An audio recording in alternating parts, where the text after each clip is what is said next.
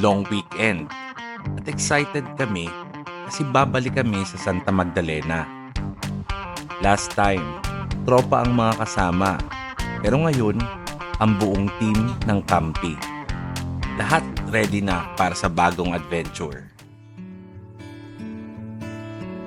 Pagdating namin, damang-dama na agad ang relax vibe. Set up ng tents agad para makapagpahinga na. Habang nagpapahinga kami, ang mga bata wala nang inaksayang oras. Si Juancho at Zian nagsisigawan na sa dagat. Ang saya nilang panoorin, parang walang katapusang energy. At syempre, hindi namin pinalampas ang chance na maglibot ulit sa paligid. Simple pero napakaganda ng lugar. Tunay na paraiso. And I also had to go and live on. So I'll call you up, my friend, 'cause I miss what we had then. You say you're doing fine. You also miss those times.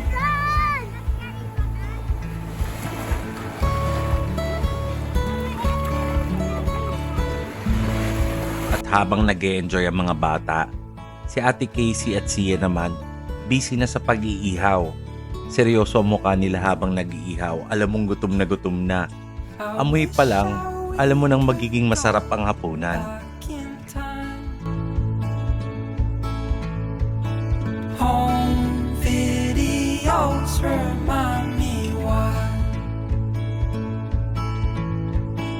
Dancing in the kitchen at night until the break of morning light.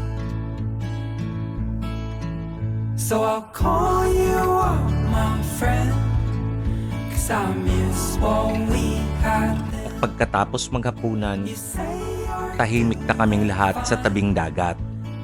Nagkukwentuhan, nagtatawanan, habang pinapakinggan ng mga alon. Oras na para matulog. Tahimik na ang paligid at doon mo mararamdaman yung kapayapaan ng kapaligiran.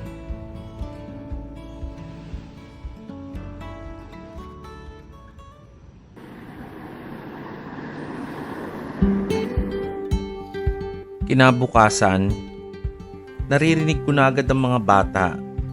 Nasa dagat na naman sila. Ang aga-aga.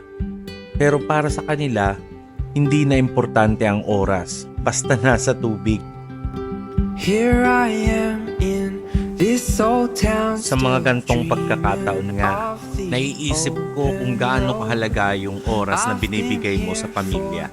For too long there's Hindi mo na kailangan ng kung ano-ano pang bagay. Kahit saan ka pumunta, basta magkakasama kayo, sapat na.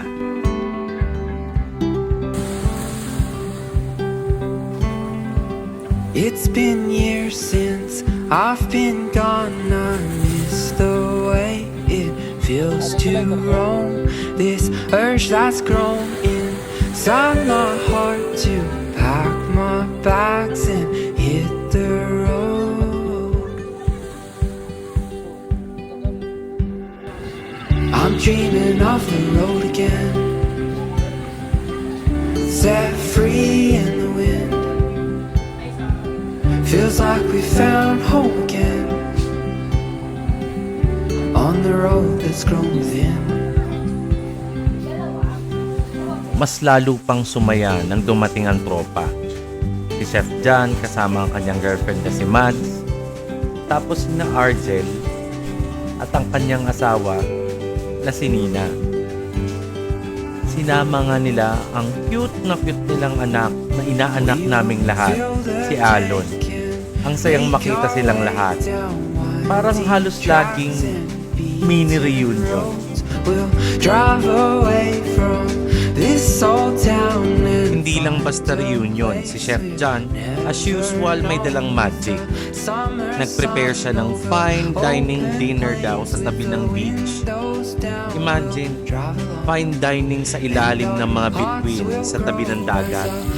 Hindi mo na kailangan ng mamahaling restaurant.